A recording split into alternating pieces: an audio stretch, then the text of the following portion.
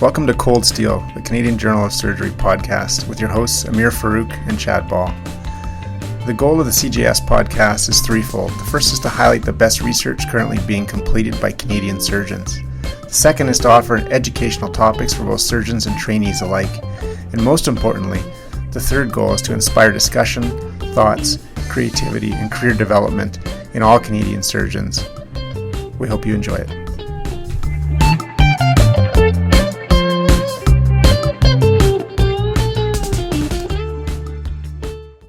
Dr. Chuck Vollmer is a hepatobiliary and pancreatic surgeon at the University of Pennsylvania. In this episode, we delve into Dr. Vollmer's training pathway, his passion for the pancreas, and why he has done over 1,000 peer reviews for surgical journals. Dr. Vollmer, thank you very much for joining us today on Cold Steel. We really appreciate your time, especially amidst all this craziness. And we thought we'd start by just asking you to tell us, especially for listeners who don't know you as well, where you grew up, what attracted you to medicine, and about your training pathway. Okay, well, I'm really pleased to be with you today. It's a great honor.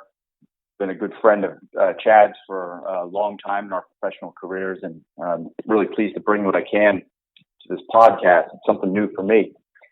So I grew up in a great American city of Philadelphia.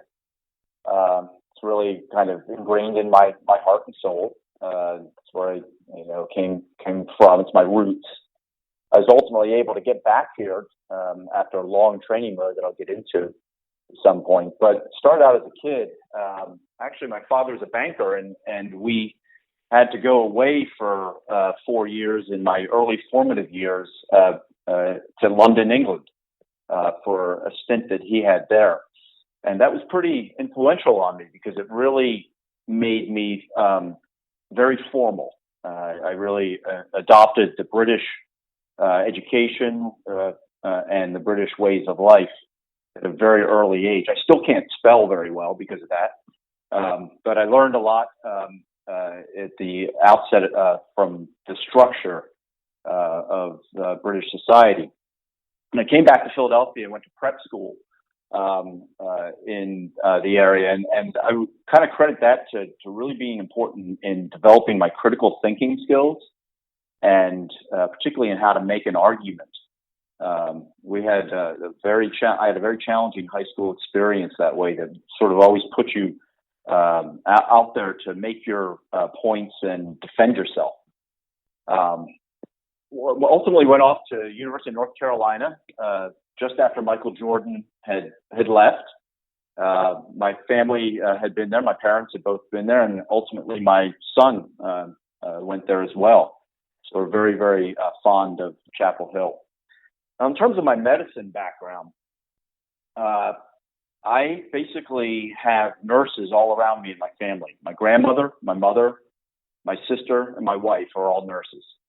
It kind of all started out with basically pulling off some of my mother's nursing textbooks when I was about 8, 9, 10 years old and starting to read them and getting fascinated with anatomy.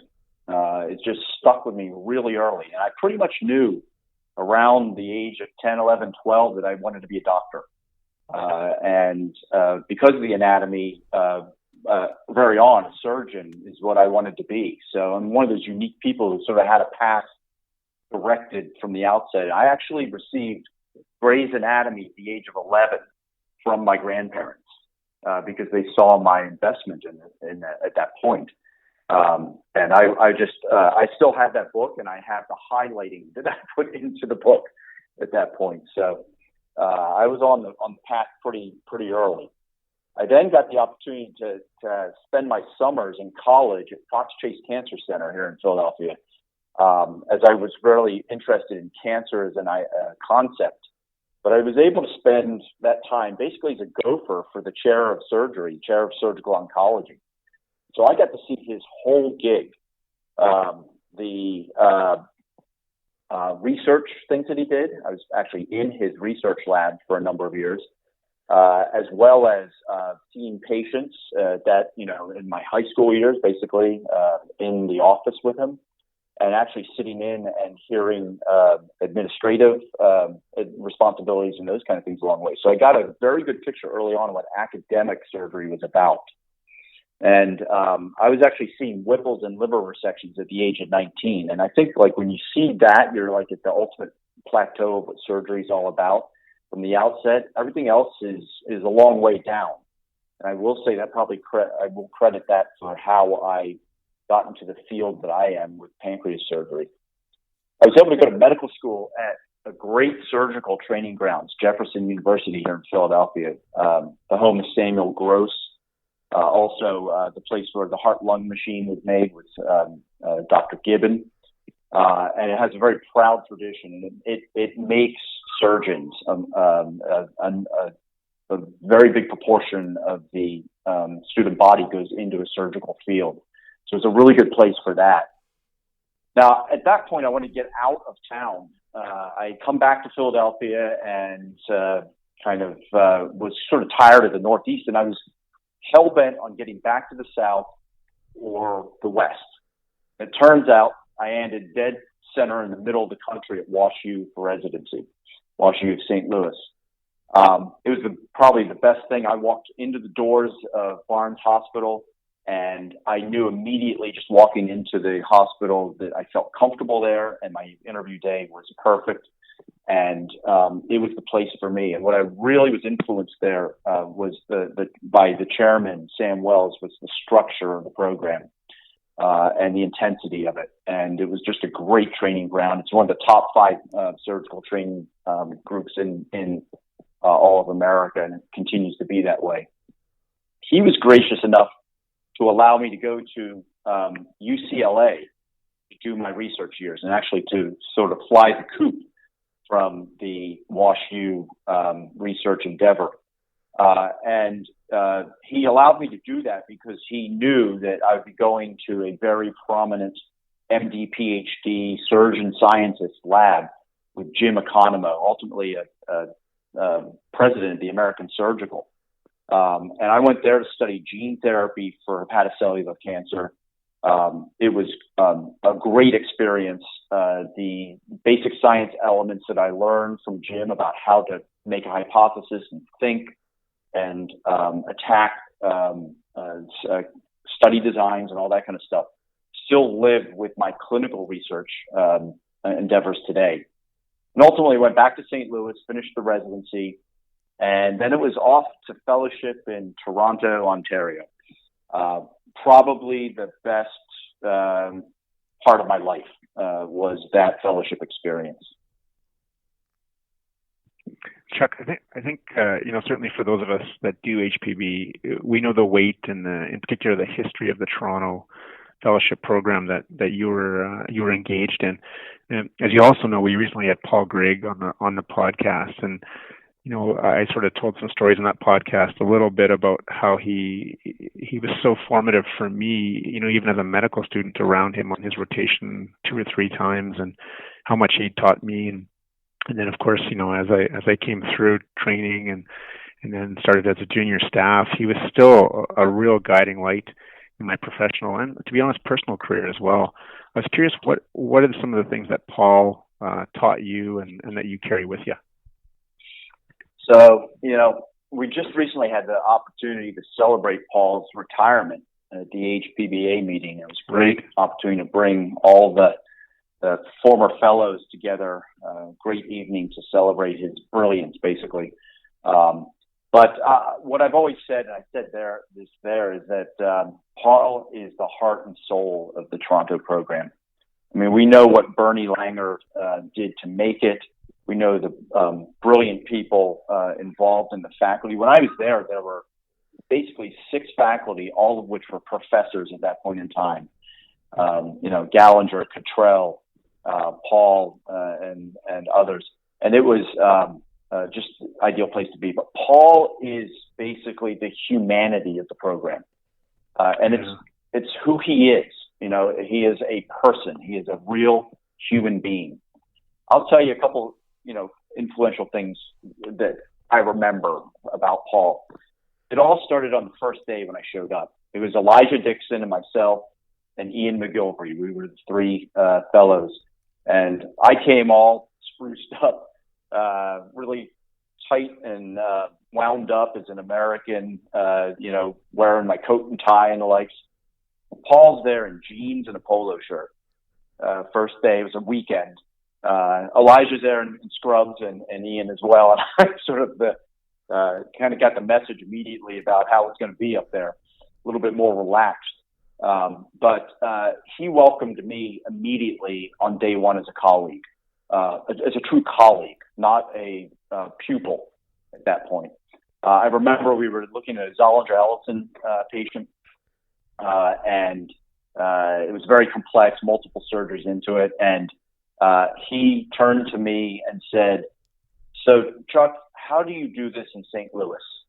How do you do this in St. Louis?" So he wanted to know. He was probing. He was out there, and he wanted to know that my opinion and thoughts would be valued immediately. And I thought that was just a great, setup for the whole thing. I do remember a time when we were always talking to scrub sync. We really used that opportunity for the educational moments, like we used to a lot in the old days, less so now. But I remember a time we were about to go in on a case, and we were talking about the resident, the chief resident that we would be working with. That's one thing about Paul, is he brings everyone into the case, and he's able to dole out graded responsibility. The intern gets the gallbladder, the resident does, certain elements, and the fellow does the, things that are more suited for them. So he's able to choreograph that. But I remember being at the sink and basically saying something very, punky. I said, this resident, that we're worth here is worthless. And he, kind of stepped back and said, "Whoa, take it easy, boy." And he said, these people need something from you. Okay. You can't write them off. And, why don't you sort of, invest in, getting them better in that case? And he actually, he challenged me to engage with, people who I thought were sort of a lost cause or had no value. He also, taught me how to have patience, in that process. And I will say that Paul invested time in me. I remember hours side by side in his office over his, sharing his computer screen, trying to write things. He saw that I was a energetic, enthusiastic person with some horsepower. I had ideas. I wanted to put them out there into the academic realm. He was not that way by nature. He was not an academic, not well published, but he knew how to think, and he knew how to reason through things. And he sat there with me academically, and he put in the hours with me. And that was a great role model for what I would ultimately, do as a investigator and a mentor to people. And I think the last thing I'd say about Paul is that he showed me that teaching has a methodology. He was so far out in front of the curve of this. I mean, this is years before we even formed the fellowship process at the AHPBA that he championed. But there was a methodology to how to teach people. And I learned his tricks of the trade and his skills. And it's also something I took to my first job at Harvard, where I actually got very enthused about medical education and the likes, and did a fellowship in medical education there, largely because I was stimulated by what he had shown me, the path he had shown me. He's just a great guy, and it's going to be, a hard thing for Toronto not to have him there, as well as the HPB world. We wanted to ask you about what clearly is a passion for you, which is the pancreas. Why you sort of alluded to it a little bit in that you saw pancreas and Whipple operations at a very early age, but what's so appealing to you about the pancreas, and why has that become such a huge passion for you? Yeah. So I'll get back to why I sort of told you my story as a youngster. Is I was just attracted to anatomy first and foremost, just totally fascinated by the human body and its function and form and all that kind of stuff. And as time went on, I sort of always have felt that abdominal anatomy is the best. I mean, it's just from a functional standpoint, working in the abdomen, it's very challenging, complex, and it takes a lot to understand it. Perhaps only the other thing that was maybe more attractive was the head and neck in terms of the complexity of things. But the abdomen sort of got it. But originally, having my experience at Fox Chase, I wanted to go on a path of surgical oncology.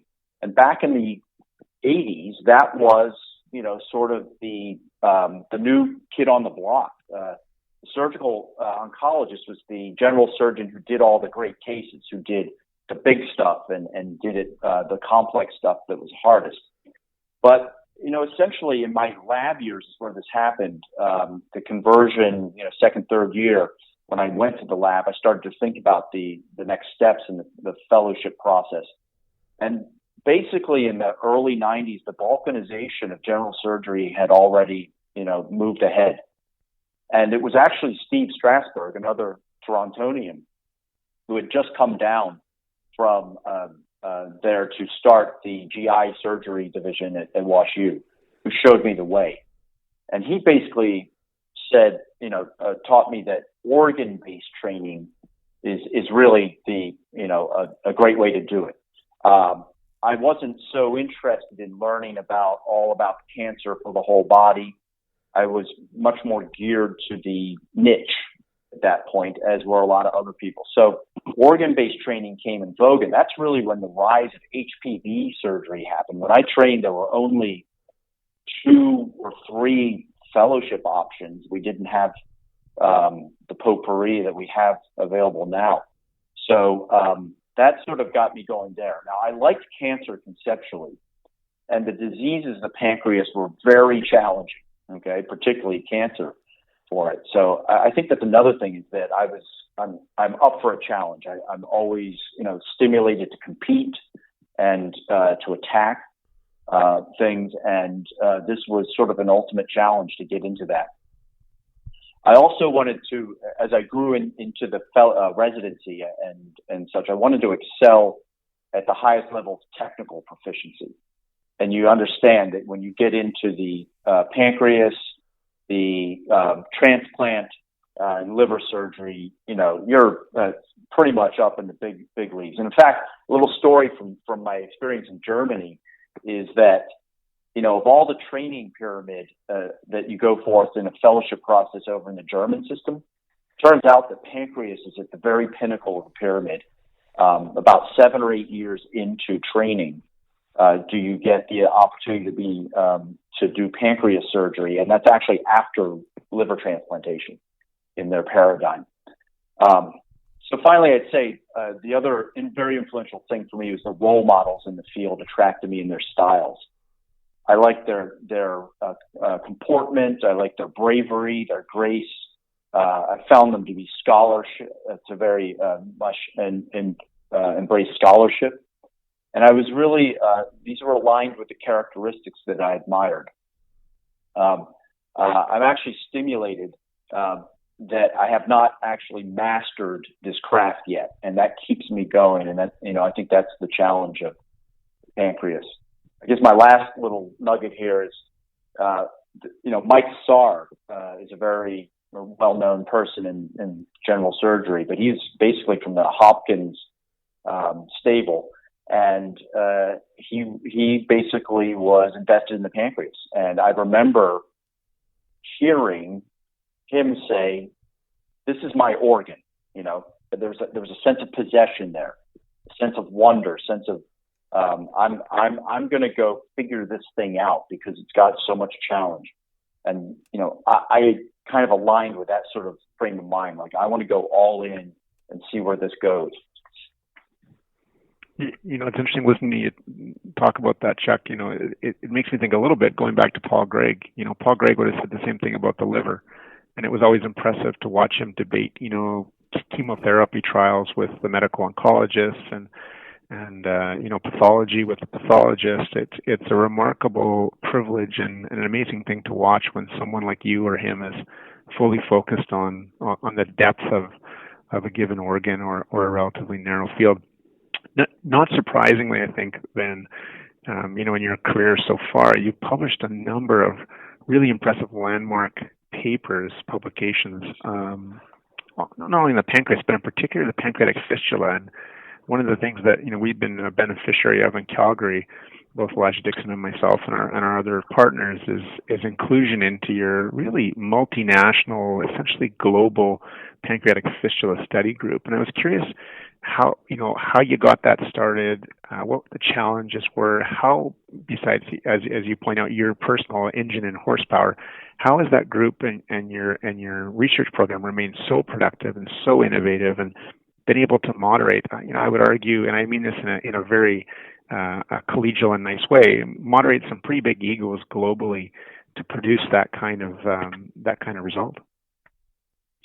Yeah, well, I think it all starts with the problem, the question, and what pancreas fistula is all about.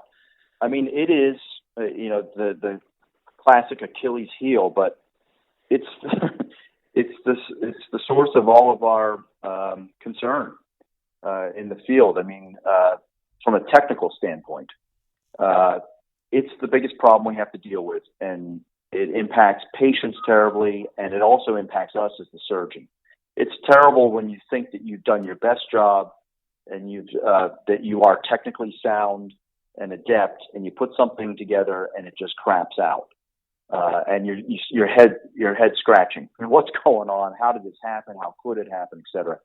I actually started my interest in this back in medical school. I was on the GI surgical service in the early 90s. And I just remember my role in the morning was to go, do the notes and do the rounds. And then we started out in the ICU. And, back then for GI surgery, the ICU was the killing fields. It was terrible. I mean, there were 5 to 10 people on the service in the ICU at all times. And I remember distinctly, looking at these abdomens that were open, that had 6 drains coming out them, every humor coming out of them, and thinking, how does a person survive this? Why are we in this state, and how do we get through it? So, at that point, I realized that this is just a big problem. And I think you have to attack big problems, to get on. I think your relevance in the field is going to be dictated by, what you're actually studying. So when I got to the point of being in and attending and going on my research path, I realized that there was a community of like-minded peers interested in asking questions and studying them. I credit the Pancreas Club for this and other societies where you can get in the same room and ideas fly and you see the interest and the wonder that other people have. And you can just, bounce things off each other. So what I was struck with by my peer group is that we were actually less interested in our egos and our own personal, career trajectories as we were in defining problems, asking what they are, and answering them, and coming to a collective to put them together. And I think that this sort of distinguishes my mid-career peer group from our predecessors in a way, in that we, were more comfortable working together as a group, I think.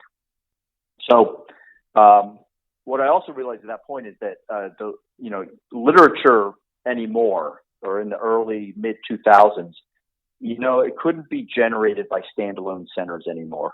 It just wasn't good enough to have a single center experience of 200 cases. The statistics didn't allow for it. The things that you would, your conclusions that you would make weren't strong enough, and the variability wasn't there. So you needed the N, and you needed variety. That's really the strength of our literature now, is to be getting in there. So I basically, in terms of the group, I basically developed a business plan in essence. I remember, like any of the big projects I've conducted with groups, I put out a document. Here is the plan. Here are the thoughts. here's the approach, here's the methodology we would use. I invited people to come in and join in. And, I think at the outset, it was easy to get my friends together to do it. But then we got more important people and bigger centers and, bigger names and the likes, people who were advanced and older than I was and had their careers already made. And they joined in because they saw that we had some momentum going. And I will say, I've always felt the pressure that this group is we have to do it well. We have to do it right and fairly. And we want to come out with the best product that's there. And fortunately, this particular experience has been very successful. We've had a number of papers at the highest level of surgical impact journals. And I think people see that quality, and it fuels the fire. So we had originally developed a risk score for fistula, but we needed to extend its functionality, basically. And to do that, we needed variance in practice. So, it's been productive because actually for this problem of fistula, we have so many questions to ask. I'm really grateful to my colleagues who have allowed me to take the lead, and I'm grateful to them for their tireless efforts in the detailed data accrual. And this was basically a partnership between attending level people driving young trainees who were interested in getting into the field, who were doing a lot of the hump work for us. So in essence, I'd say our data set that made this group is a hybrid between big data like NISQIP, NIS, administrative stuff with its lack of granularity, and then the hybrid with the practice level kind of granularity. And that's allowed us to look at the technical details of the surgery. You brought up the word egos. I don't see the egos. I really don't. We're all enthused to find out the path forward in our field and how to improve. And I think that's, set the egos aside. I've had nothing but good things to say about how we've worked together as a group, bringing the smart people together to answer these questions. Well, I think, again, it's such a huge tip of the hat to you, Chuck. It's your motor and your vision and your ability to bring all these groups, globally together. And again, some of the papers that you've produced are fantastic. And as you may know, we just had a recent podcast with a guy named Shazir Karmali, who's a high-volume bariatric surgeon in Canada, and he talks specifically about your intersection of Whipple's and bariatric paper and how that's changed that field entirely. So some of the creative tangential thinking that you're showing is really, really quite interesting. And I think, people in all fields should pay attention to what you're doing, because I agree with you. This way of accumulating data and collaboration and quite honestly group think is certainly the way forward. It's interesting you mentioned the Pancreas Club. As probably you, that's one of my very favorite meetings, and I always thought the name was a little bit underrepresentative of the science and the collaboration that goes on there, because it is a big meeting and it is so exciting. Similarly, you just finished your presidency of the Americas HPBA Association, which is, I would argue, certainly, in the Americas, our pinnacle group. How was that experience for you? I mean, I know one of the things you clearly did was develop a long-term strategic plan for the association. You did a bunch of other things, of course, too. But how did you deal with challenges? How did you enjoy that? What was that experience like? Yeah, so the AHPBA is the most important professional experience I've been through. It's basically my adult fraternity. I was a big fraternity kid in college. The principles of fraternity are scholarship, fellowship, connection, philanthropy, the likes. These are sort of the bedrocks of what fraternities are about, despite the public image of them. And I would say that this was basically I found a new home in my adult life through the AHPBA. Now, I talked about the balkanization of general surgery, the move to specialization. Right now we are in the age of specialty societies. Regional societies are withering away in terms of relevance. National societies have their purposes, but realistically, the enthusiasm of surgeons is in the domain that they live day by day. So that's why the AHPBA became so important to me. And I remember, back to Paul again, I introduced him to the AHPBA. I was a fellow, and I had a number of presentations, and I asked him to come, support me at the meeting in 2003, I think it was. And he really hadn't been there yet. And he came down, and he came over to me midway through, and he said, "I'm so glad you brought me here, Chuck." He said, "These are my people." He found, the fraternity there, and that lit the fuse for him and what he did for the organization, which was pretty amazing thereafter. We're indebted to what he did for the education fellowship elements. But that's what it was all about. It's like the thing about AHPBA is the camaraderie, I think, is the strongest part of it. And it's just a great, energetic time of year to get together with your friends once again. So now the presidency was basically the culmination of about 20 years of involvement from when I was a resident, actually, when I gave my first presentation as a chief resident there. And then ultimately about 10 years of investment as a leader in there. And I was party to the membership committee, kind of pulled on my former past as a rush chair of my fraternity to become a person enthused in getting people involved in the organization, and then the program committee, and then ultimately the leadership points thereafter. And I'd have to tell you, for the young people out there, who kind of look at the leaders of the field and how'd you get there, and I'm just going to tell you the answer is what Mark Callery told me once about how he got to his high level leadership places. It's all about sweat equity. You got to put effort into it. You got to bring ideas, you got to bring energy, and you got to be creative. And when you do that, you'll be seen. And I'll also credit this too about the organization's Pancreas Club AHPBA. You got to go and tell people who you are, or let them see who you are. You can't be a wilting lily on the sideline. Get up to the microphone. Be part of the discussion. Put yourself out into the spotlight a little bit. Let people know what you know and what you think, and good things will happen from that. And I was very aggressive early in the career at these places to, not sit in the background, but get up and pose some questions and give some perspectives. And I think that helped me out a lot for that. Now, essentially, as we got to the top here at the presidency, I felt that. So I'm at heart a strategist. I'm always sort of looking. I love games. I love the strategy elements of games, and I've always thought about my career on the long term. I've always enjoyed strategy, so it's kind of natural that when I got to the presidency, that was what we were going to do, and we hadn't really invested in thinking for the future for about a decade or more.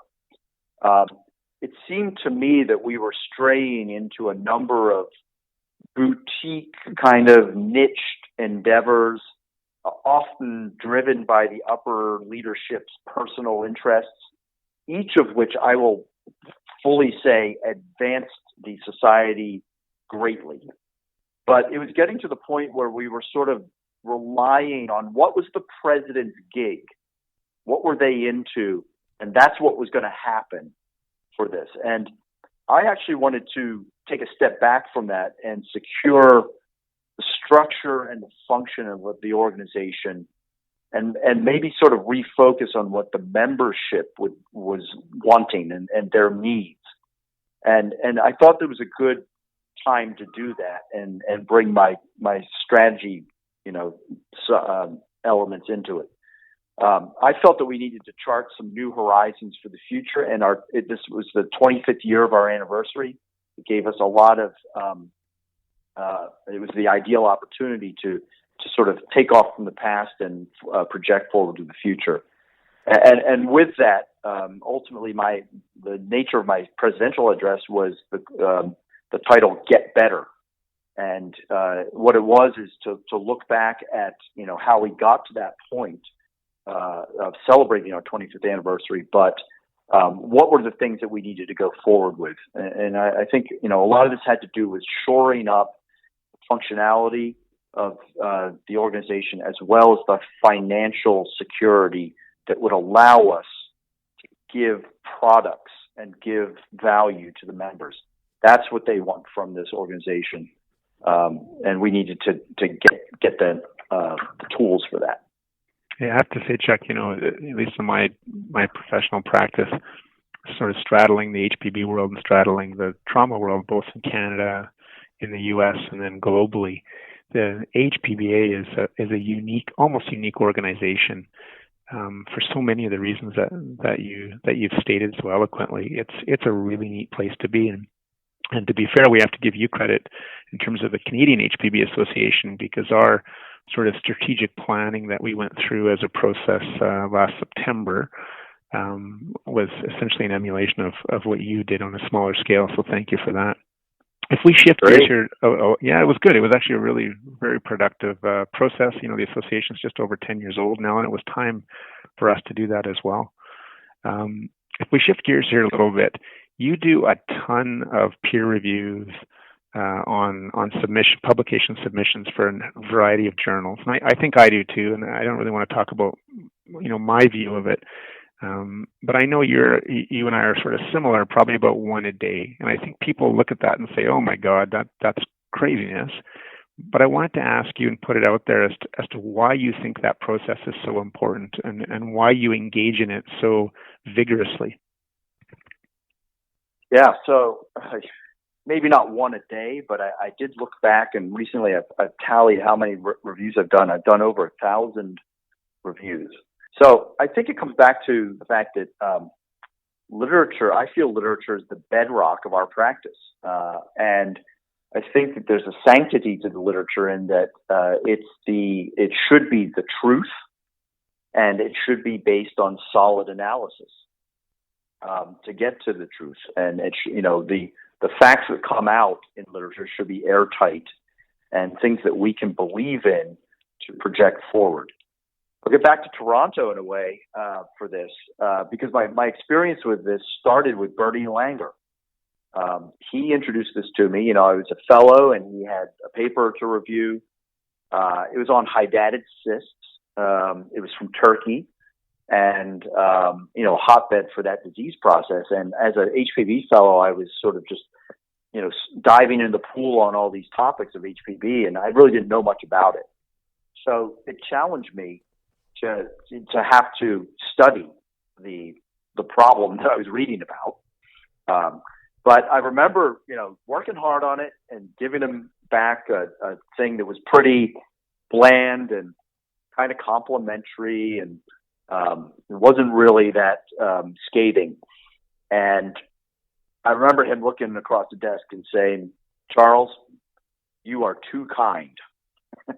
And he then went on to sort of inculcate me into the fact that peer review is a duty, and it's a process that needs to be done with the utmost respect for those principles I had just told you. He basically told me, it's our duty to make sure that what's in the literature is actually credible and real, and that garbage gets thrown out, and that kind of the stuff that isn't worthy for whatever reason doesn't see the light of day. Because once it's out there in the literature, it's quotable. Mm-hmm. People can just bend it to whatever purpose they need it. So I thought that was a very important, point. It told me that it aligned with my own discerning nature and, to be critical, critical thinking, etc. So I would tell you that I'm a hard reviewer.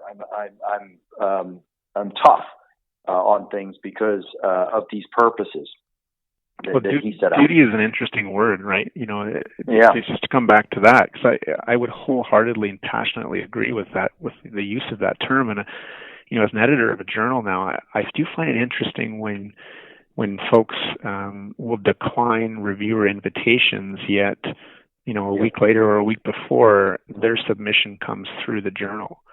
And or better yet, they want to be on your board. Sure. Yeah, exactly. It's interesting. I don't know whether it's a microcosm lack of insight there, or whether, clearly, I guess they don't feel a duty to that greater scientific process and methodology. Another thing that Mike Saar, he's the head editor of surgery, has been for 22 years. So another thing he's sort of brought out is this concept of citizenship in the community. And as an Eagle Scout previously for me, I get that entirely. And you get that merit badge. It's part of the way to get to become an Eagle. You have to do citizenship in the community. Well, the same thing holds in our field. Mm-hmm. Is that this is part of if you're an academic, it's really a component of the job. And you're exactly right. If you want your work to be judged fairly, well, and with value, you have to put in your own hours yourself to understand how that's done and contribute. So I'll tell you some other thoughts on this. I like the literature, basically because I'm an investigator. If you're an investigator and you want to put your work out there, you have to learn how to navigate the literature and to use it to your advantage for dissemination.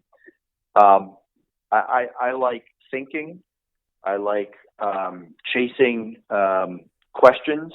I like creative approaches, and more than anything else, I actually like writing, which I didn't think I did in my early life. But when you get into it and you start doing it, you get into the process of it, and that's why the literature is attractive to me. So I think of writing as the ultimate form still of dissemination of knowledge. And you can argue that, like what we're doing here with the podcast, is the new world, and there are other ways of this getting out there. But people will basically look back and say, if it's down on paper, it is meaningful, right? So the literature is our history in a lot of ways, and it's our path forward after that. And so the best advice I'd give to the young people who are getting out there as investigators, is you've got to have projects and papers that have a purpose. You're wasting your time, you're wasting other people's time, and you're likely to get rejected if you're just rehashing something in a new with a new flavor on it. And you have to know what the literature already holds out there. If there are 20 papers on pseudopapillary tumor histories, that there's no room for more value from that at this point. Yeah, that's a great point. We just recently had Dr. Feliciano on the podcast, and one of the things he and I talked about was a command of the history of the literature, and reviewing, quite honestly, is such a great way to do that. It's really underappreciated. Well, actually, I'd take off on that in a different way. I'd say the reviewing actually puts you in the vanguard of what is out there. Mm-hmm. So I probably read, this may be a fault at this point, but I probably spend more of my time reading a lot of stuff that's not going to get published, that never makes it, than I do the actual published journals. That's just the nature of where I am with this process at this point. But what it does do is it opens your eyes to what are people thinking, how are they attacking things, and what's the nature of the investigative field at this point. So it's sort of like an intelligence, a form of intelligence in a way, to know where is the leading edge right now, and you can take that back to help your own research processes. You get ideas, not that you're copying them. I'm not suggesting that you're not pilfering ideas, projects and such. But you get methodologic ideas, you get to see what the field is going, and how you can write your papers to get to that published point. Dr. Vollmer, one of the recurring themes on the podcast that you've brought up in this conversation and other guests have brought up is this idea of having a passion and really going after it, like clearly what you have with the pancreas. But there's sort of this other strategy of approaching projects and research, which is to sort of have multiple pots in the fire or lots of side hustles. Yeah. What advice do you have to young trainees, and do you have a preference on either approach, or do you think it's an individualized sort of thing? Yeah, well, I think you're a creature of your environment for sure, and for some people, you're going to be in very fortunate situations to have great mentors and icons that can show you the way, and other people aren't, unfortunately. But you can overcome that with your own passion and drive.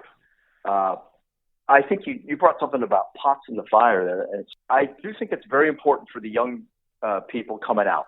You should maintain your pluripotentiality as far as you can go with that.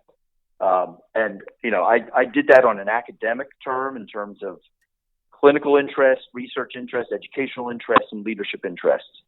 And at the outset, when I had the energies and the time wasn't that important to me, et cetera, I was just finding a way to keep my toes in each of those domains. Same thing can be said in terms of your research process.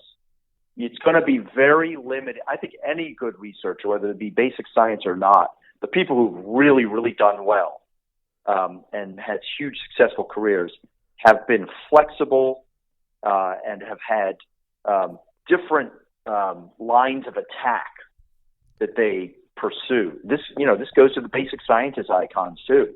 They don't just get into one thing, one idea, and one way to attack it, because ultimately those things they have a shelf life and they burn out. So you got to sort of be nimble. So I would say from a research standpoint, you need to keep that pluripotentiality. Maybe you should be doing a little bit of outcomes research. You should have a little bit in the clinical trial realm. You could do practice-based stuff. You can do big database kind of stuff. You can do methodology stuff. So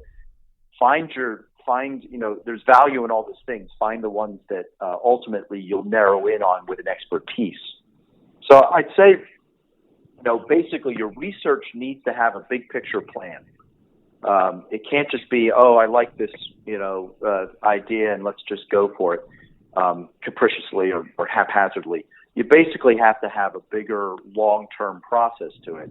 And the questions need to sort of build up to the higher relevance ultimately. You can't be thinking you're going to swing and hit a home run at the outset of your career. I would encourage you to build building blocks along the way. Now, we as surgeons are primarily clinicians. So we need to apply our work for value and improve the field. And I think that's just been the underpinning of everything I've done. It's been to come to something at the end of that paper or the end of the project or the presentation you give.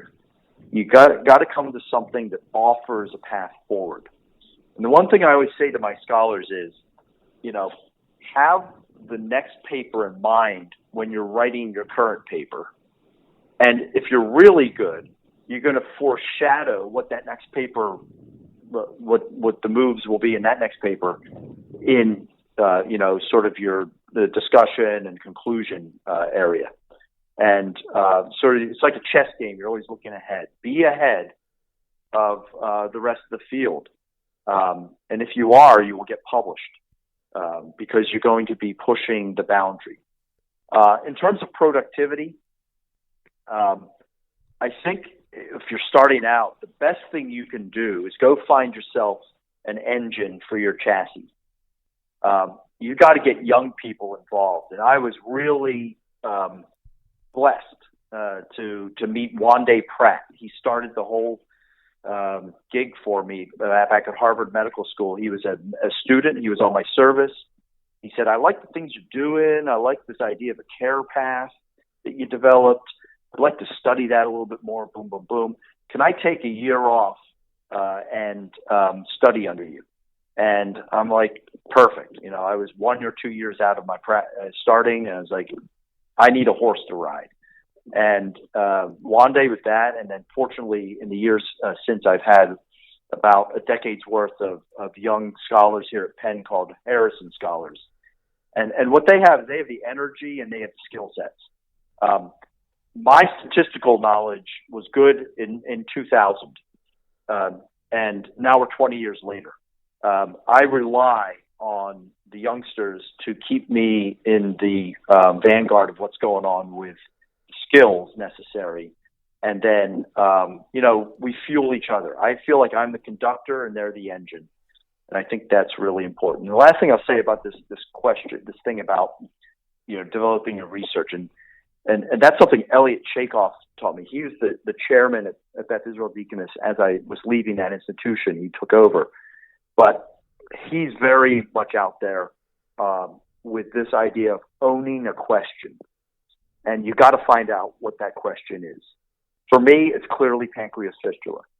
I want to know everything about it, and I want to possess it. I want to own it and master it and get to the bottom of it.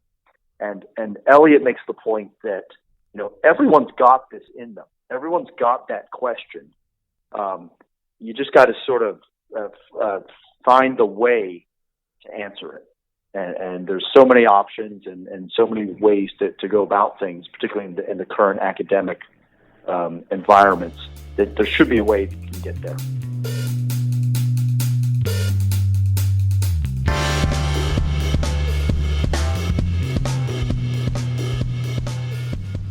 You've been listening to Cold Steel, the official podcast of the Canadian Journal of Surgery. If you've liked what you've been listening to, please leave us a review on iTunes. We'd love to hear your comments and feedback, so feel free to email us at podcast.cjs@gmail.com or connect with us on Twitter @CanJSurge. Thanks again.